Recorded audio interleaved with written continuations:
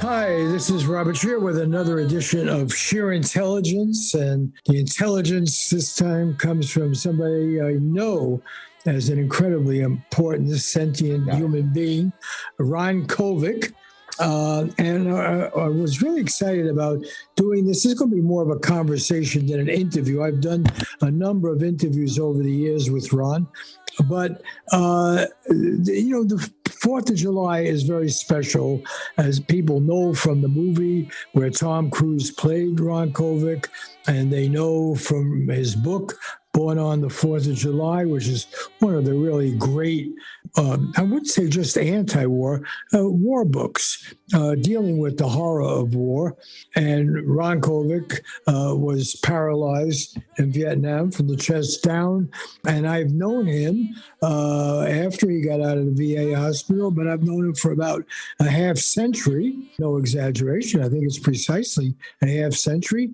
And his birthday is always on the 4th of July, and you're now 76. And now I know what you want to do is seize this interview, and I really can't stop you. What am I going to do? Do what the police did in San Diego and toss you out of your wheelchair? So go have at it. Yeah, Bob, it's great to be with you tonight. Thank you so much. I turned 76, and I think it was just a few months ago. And this spring, you turned 86 years old. You've had an extraordinary life. You were talking about how we first met. I'm gonna help you a little bit on this, see if you can remember. It was Memorial Day, 1971. Do you remember what we did that day? Well, I remember it was the Veterans Cemetery in Westwood, Los Angeles, not far from UCLA.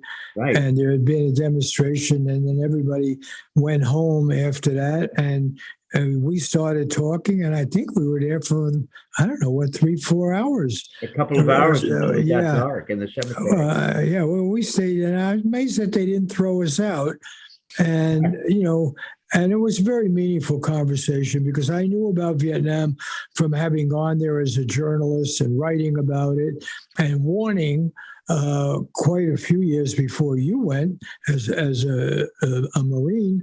And I warned about what war does. I warn about it right now about, everybody's sort of giddy, fighting for freedom in Ukraine and everything. And I just think of all the Ukrainians and Russian soldiers and so forth that will be killed, maimed, and suffer as you have an injury that's been over half a century now. And in the process, let me just say, I think we've become very, very close friends. I've learned a great deal from you.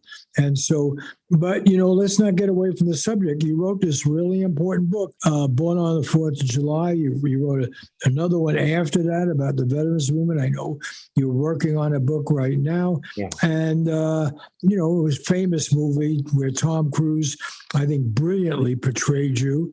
And Oliver Stone, of course, was the director. So, but go ahead. You want to ask me questions? Yeah. I don't think we were thrown out of the cemetery that day, were we? 50 years ago? No, they just let us sit there. Maybe they didn't even know we were there. We stayed there until dark. And when I was in your class, I remember describing that day that I met you. I was leading Vietnam veterans against the war down Wilshire Boulevard, and we ended up in the graveyard. And to just make it short, we were there for several hours, and everybody left, and there were gravestones and American flags, a sea of red, white, and blue on that Memorial Day. 50 years ago, I was 26 years old, and you were 36 years old. We were young then, and we're still young today. But the wars, the senseless wars continue to this day. That's what gets me.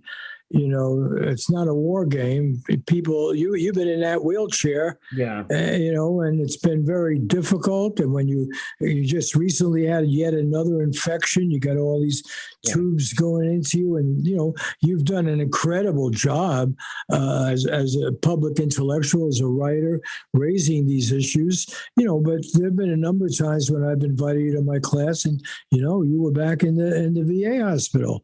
the spinal cord injury section. I remember one President's Day, I went down there to visit you, and most of your fellow patients were kind of looked like spaced out and miserable. There were no visitors. They would have forgotten the forgotten wounded. And I even took a picture of you in your wheelchair, in front of that big poster welcoming everybody, but nobody had come. They would have forgotten. It was a difficult day for us. I mean, those were the forgotten wounded. You said it correctly, and I was so grateful that you came down that day. Not only did you come down, but you interviewed me again that day. You're always, I think back to in the early years when I was speaking, and I've been speaking out, I've been raising my voice on behalf of peace and nonviolence and the senselessness of war and what it does to human beings, whether they be Ukrainians, whether they be Russians. A Ukrainian young man right now is beginning to deal with having to be paralyzed for the rest of his life, just as a young Russian is beginning to deal with having to be paralyzed for the rest of life. We don't think of these things. There is a Ukrainian mother weeping tonight, still weeping for a son who has been recently lost in this war that we read about every day and see on television and the papers. No one talks about the fact there is a Russian mother too, weeping as well for her son. War is a terrible way to solve problems. There's got to be an alternative to war. And it's been a message that I've repeated again and again, that we must find an alternative to this behavior, to this way of dealing with our problems around the world and here at home as well. There's got to be dialogue. There's got to be a diplomatic approach. And you encouraged me. You taught me about the need to respect every human being, even those who we may even vehemently disagree with. That's the influence you've had on my life, that you've influenced me to realize that it's not so black and white, that we're all human beings in this world, all human beings, and that there are always two sides, not just one side. And we have to understand that this war, we've got to begin to move away from this type of behavior. I just want to say that I'm just thinking about what this time means to me, what you said about the hospitals, and I'm so grateful. I've been speaking in your class. I can't count how many years now. I can't count how many in all these 50 years. I can remember phone calls when I lived up in San Francisco or in Marin County in Sausalito, getting phone calls from you in a payphone, wanting to interview me for the Los Angeles Times. And when people didn't want to hear what I had to say, when people didn't want to listen to me, you were the one who would call me. You were the one who would share my voice with people who I might never have been able to reach. But because of you and because of your our friendship and your interest in my struggle to speak out on behalf of peace, I was able to reach many more people than I would have been able to reach.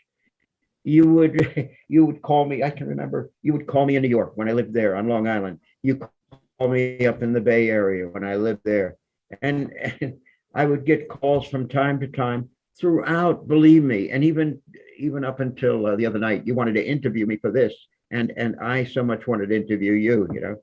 Well, I think there's a division of labor here because, yes, journalists have been killed and wounded, citizens are wounded. But the key thing is war gets written about, and it's important on the 4th of July, to question notions of patriotism and national glory and obligation. And one thing that's happened now in the Ukraine, we're hearing discussion of, the Russians are using terrible weapons. Civilians are getting killed. They're using fragmentation bombs, anti-personnel weapons. Well, first of all, those weapons And by the way, the U.S. and Russia and the old Soviet never signed the international agreements against using them, But yet, yes, they're terrible weapons, and most weapons are terrible, whether they're bombs dropping or they're anti-personnel devices or whatever they are. And, the fiction now is somehow finally we have found our good war. We always thought of World War II as our good war, but people forget, Vietnam was supposed to be the good war. We were supposed to be saving the Vietnamese, from communist tyranny. Everybody's forgotten that. Now, Russia is no longer a communist country. Putin, in fact, is an anti-communist. He defeated the communists. Vietnam is still a communist country. And now the U.S. is pivoting to a whole new conflict with China, communist China. And who do we favor? We favor Vietnam, and we think maybe we can move some of this production of phones and everything to Vietnam more than we have. And everybody forgets, no. When we went to Vietnam, we thought we were on the side of the angels, or claimed to be. And yet, remember Martin Luther King said about that war, that his government had become the major purveyor of violence in the world today. So how was he going to talk about nonviolence when he's in a ghetto community? And we forget that. We demonize the Vietnamese, just like everybody's now saying the Russians have no reason, they're barbarians. Yeah, when we were doing carpet bombing, when we smashed and burned all these villages and everything, and then who changed that whole mood? It was Richard Nixon, who had been a big red baiter and everything. He says, you know what? We can do business with the Chinese communists. Not even the current ones who mostly are into capitalism. No, he went over there to see, Richard Nixon went over there to see Mao Zedong, and they developed peace, which is held up until now, when it's that good work seems to be threatened now. Yeah, well, I refuse to have my government tell me that I have to hate another human being, to tell me this person is my enemy. I'm very skeptical now about that. I mean, I want to know who this person is that I'm supposed to hate. Who is this person that I'm supposed to cheer when bombs start dropping and civilians start dying? Who am I supposed to hate? And who is the enemy? And to me, this type of behavior is the greatest enemy of all. I was thinking you ran for, I believe it was for Congress. Is that correct, in Oakland? Yeah, and you ran. Let me say this: you ran as an anti-war candidate against a Democrat who was for the war, at the time, who eventually lost to Ron Dellums. But you almost beat that Democrat as an anti-war candidate. So you were speaking against the war, running for Congress. When was that? That was 1966, and I must say I went to Vietnam the first time in 1964 and then 1965, and I went to Cambodia. Was in Cambodia both before the big carnage and after, and I was in North and South Vietnam. But when I wrote about Vietnam, my first pamphlet, How the U.S. Got Involved in Vietnam, it was in 65, 66, and then I ran for Congress. When did you go into the Marines? When were you first in Vietnam? I joined the Marines out of high school in the fall of 1964. I went straight to Parris Island. I wanted to be a Marine. I was very, I had been born on the country's birthday. I was born on the 4th of July. That's my real birthday. I was proud to be an American. And I wanted to serve my country. I had been inspired by John F. Kennedy. Ask not what your country can do for you, ask what you can do for your country. And I asked what I could do. Look, I came from a working class background. I didn't have a lot of options. I wasn't particularly a great student either. And I didn't particularly like school. So I wasn't going to one of the colleges that many of the other kids were headed toward. And I felt a bit insecure. I also felt a lot of pressure from my parents, my father in particular, get a job, do something with your life. So I thought I'd make everybody proud by becoming a Marine. And I joined. And so that was the fall of 64. And I was wounded January of 68 after 2 tours of duty in Vietnam. But I was there in Vietnam in 64, 65. And if I had been more, and I've told you this before, if I had been more effective in communicating how absurd this war was. And I feel the same way now about what's going on with the Ukraine. It's become an excuse now. They're just today, as we're speaking, they had the NATO meeting, and they're going to rush more planes and more guns everywhere.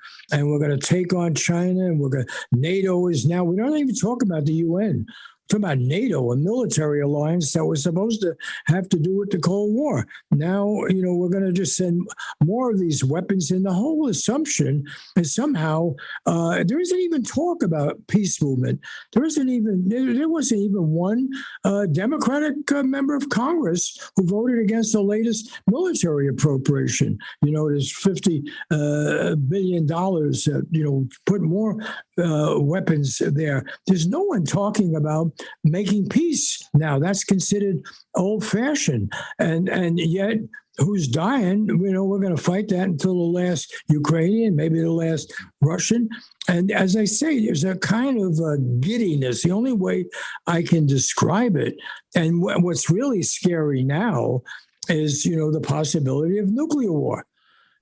People can maybe hit a city in Russia, then they hit, that military came from France, or it came from Germany, or maybe they take out some target, in France or Germany. Oh, next thing you know, what do you got? You got nuclear weapons, and a lot of countries have them, and I am really personally so depressed about the inability of a anti-war movement that I was involved with to drive home, and you obviously were involved in.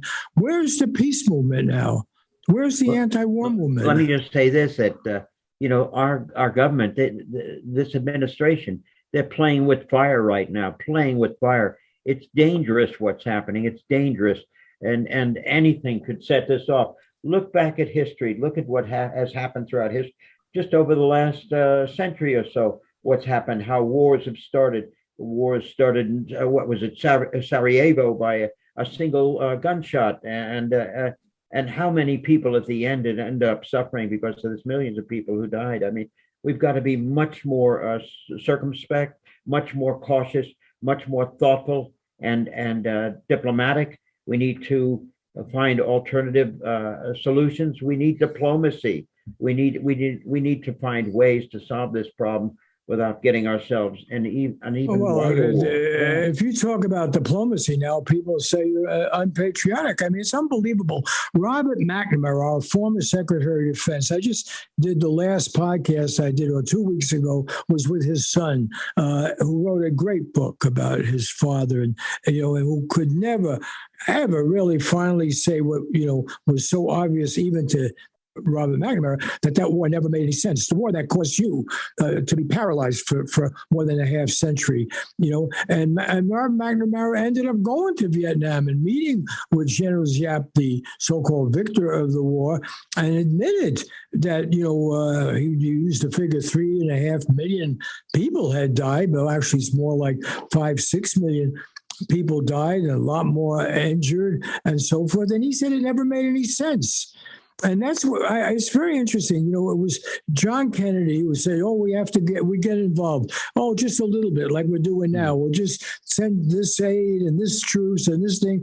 And it ended up 58, almost 59,000 Americans and 4 or 5 million Vietnamese die and that. And I see that's what's happening now. And again, it's like it's giddy, okay, yes, the enemy is doing terrible things, and we do terrible things in return. And the idea that maybe you got to negotiate, maybe you got to figure out if Nixon could negotiate with Mao Zedong, okay, for God's sake, when you think of the barbarism that had taken place under Mao's leadership, and Nixon, was not faultless by any means, but they could do that. How in the world can we now talk about, just more military, more arms, more death? And no one's talking about negotiating. I want to make one point about Kennedy. You and I happened to talk about the other day, but the Ambassador Hotel where Bobby Kennedy was killed. I happened to interview Bobby minutes before he went down to be shot. That very night, right? Yeah, that very night. And the interesting thing is that Bobby Kennedy had come to see the folly, the horrible folly of his brother's a war that his brother actually had initiated. And what a trap it was. And he was running and had a real good chance of becoming president as an anti-war candidate. And it wasn't out of disloyalty to his brother, who he had great respect for, but he saw what happens when you go to war and the horrible violence and destruction, and it's not just one shopping area that's killed, but that leads to another shopping area, and that leads to houses being blown up in schools. And we've just seen that. And we are actually at a more dangerous moment, I think, maybe than we were even in the Cold War. It's kind of like we don't have a draft, people, okay, I'm rooting for this or that, but they're not going to go. And they even do it so well, it's not going to mess up. We'll get inflation under control, and we'll get the price of gas down. That's shocked everybody. There might be an economic cause, but I just think, I hate to say this, Ron, maybe it's a way of starting to wrap this up, but you've devoted your life, your whole life. And I know sometimes it's been really painful, to get out of your small apartment, get in that wheelchair, go speak at some rally, write about this and so forth, and it's really depressing that we don't have a peace movement now.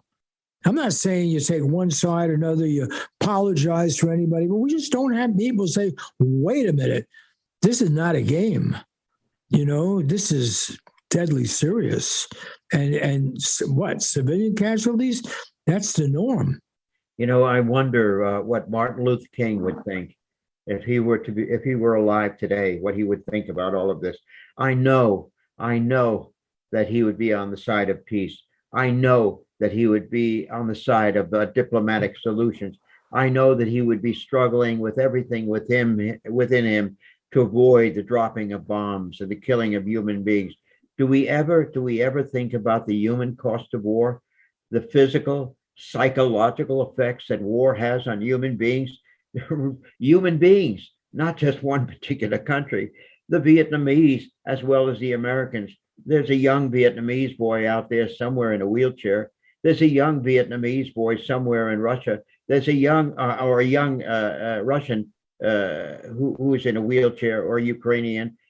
We don't think about the fact that war has a terrible effect on human beings, especially those young men who go off to war so enthusiastic about serving their country, only to return home to, often in my case, dilapidated VA hospitals. At the time, it's improved greatly, thank God, over the years. But when I came back from that war, I lived amongst the wounded of that war. It affected me deeply. When I was in that intensive care ward, I saw what war was, and I've lived with that for the last what will it be? How many? 54 years. What I wanted to say was, you talk about my small apartment. It's actually a little bit more spacious than that, and I've got a pretty good view. But I just want to say that more than anything, as I approach my what is it, 76th birthday, 76 years. I'm grateful to be alive. I'm thankful for every day. It's a thrilling adventure to me, regardless of the fact that 3/4 of my body is paralyzed. I've met a wonderful woman. I've been able to love again. I've been able to write, to publish books. I've been able to speak and to be heard, to be listened to because of you and others like you who've been willing to listen to what I've had to say. So, no, Ron. It's because of you.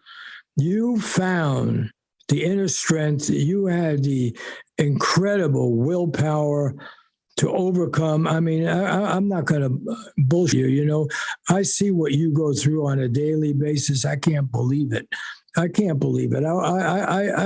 complain about a backache or something, or I mean, really, And I think we disrespect your wisdom and that of you're not the first one. You mentioned Martin Luther King, for example. We've had great prophets, you could say Jesus Christ is one of them, who have warned us, about what violence does and so forth, and not seeing the soul in others, and a very important idea. And it always, we got to remind people when you join the Marines, and it's all brilliantly laid out in your own work, Born on the 4th of July, and the movie that was made on it. Your friends there in Long Island, some thought, "Hey, Ronnie, what are you going for?" And get out of the draft, and you weren't even drafted. You volunteered. Well, there was.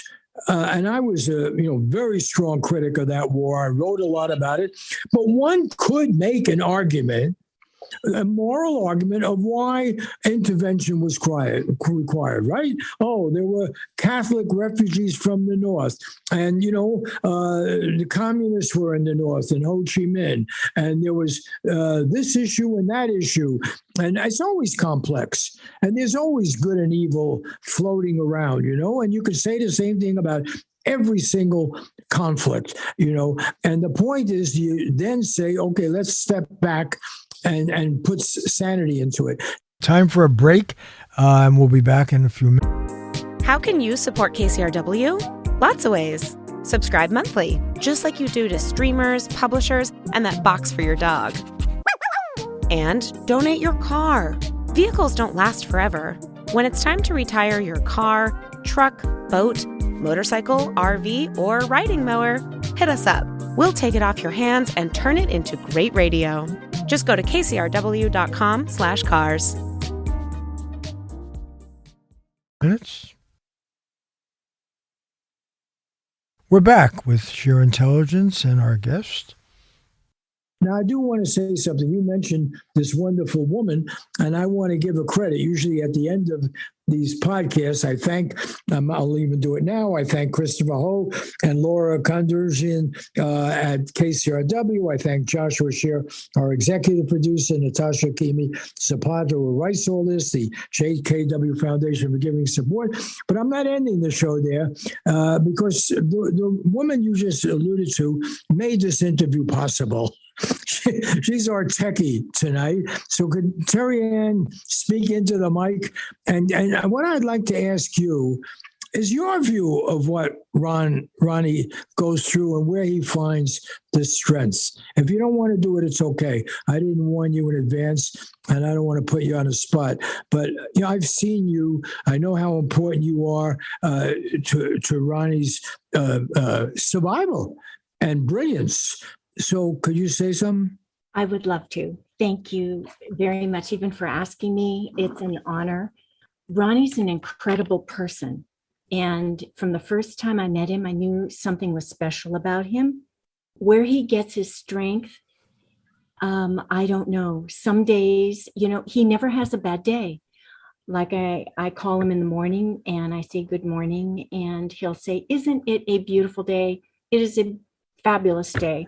He says, "It's Wednesday, it's Thursday, whatever day it is." And at that point, he can't even see outside his window because his blind isn't open yet, because he's still in bed.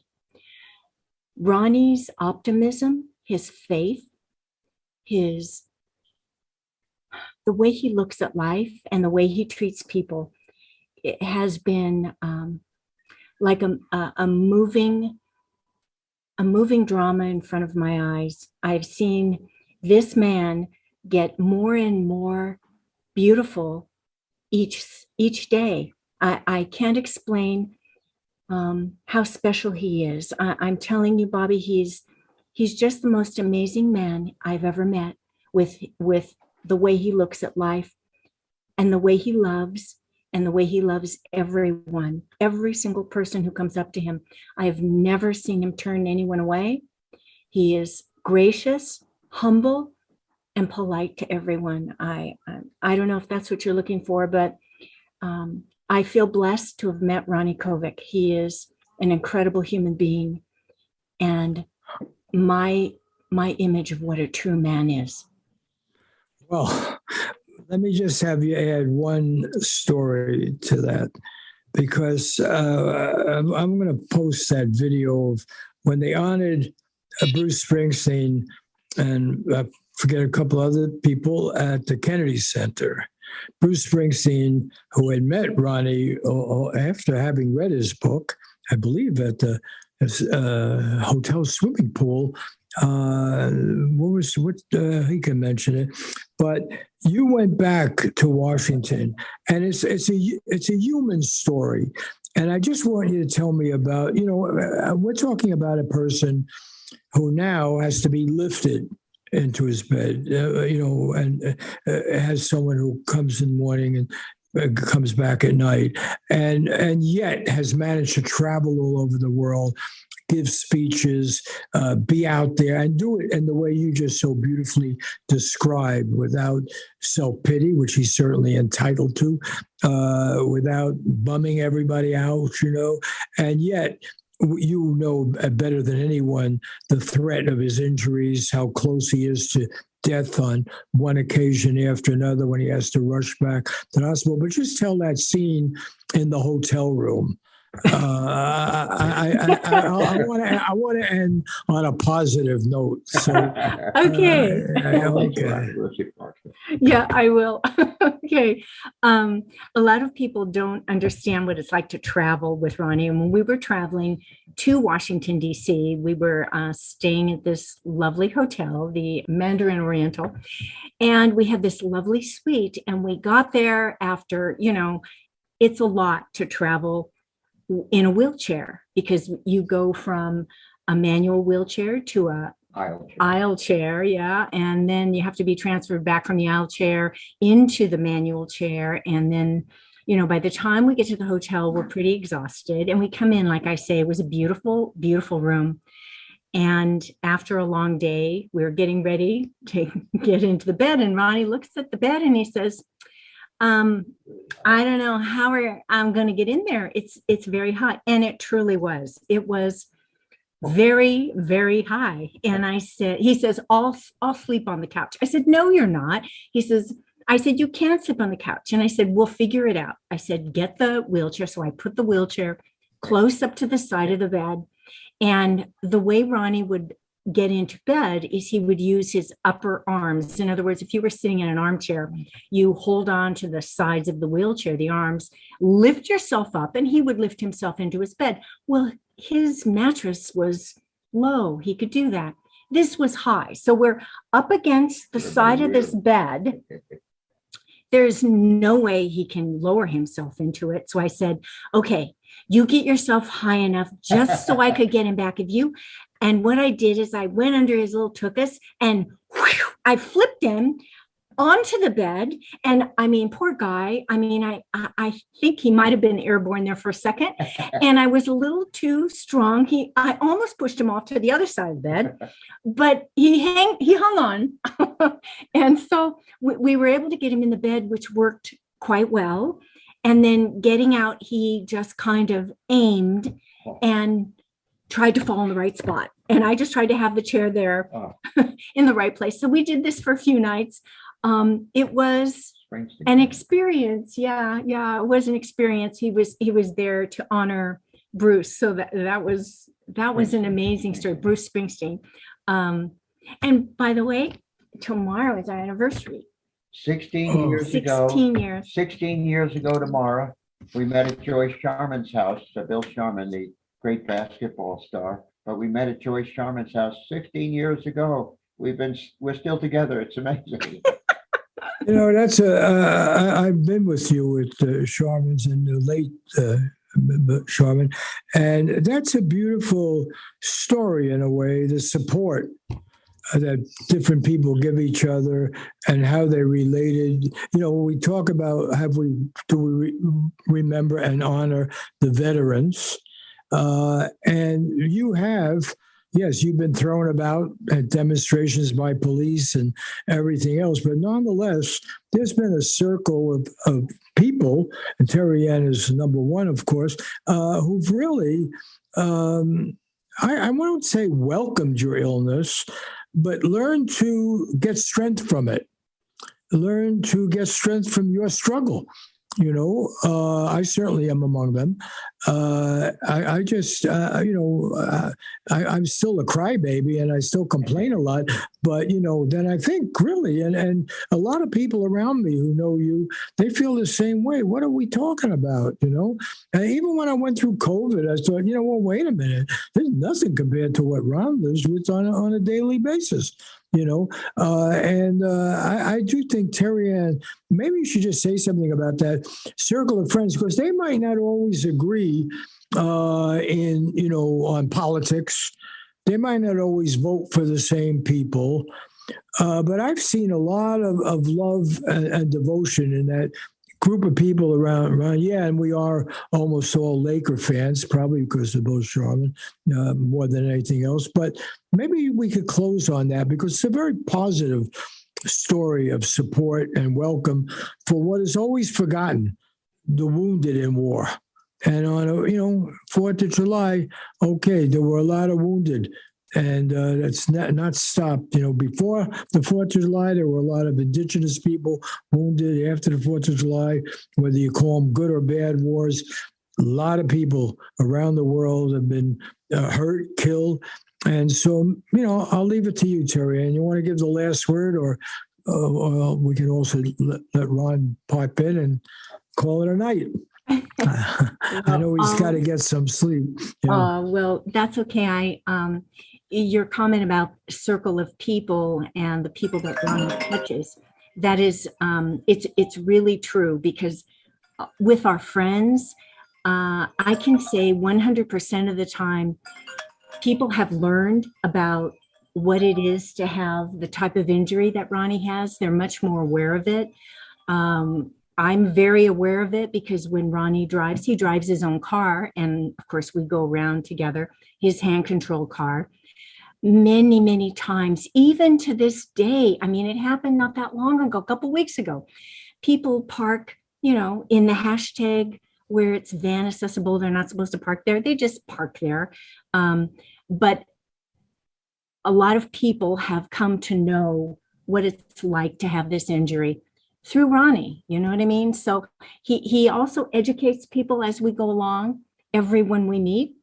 And when I talk about Ronnie, they learn too about his injury and about how he deals with it so elegantly and so graciously.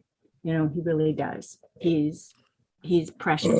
Well, I'll tell my little story, maybe close. I'll let Ron have the last word. But when Ron came to one of my classes, I guess it was just before the pandemic, and I teach at University of Southern California, and they had built this new auditorium, and they had met the regulation by having an elevator that could get you up to an elevator could get you up to the stage, but they neglected to build the kind of elevator that could take the modern wheelchair, electronic and heavier, up.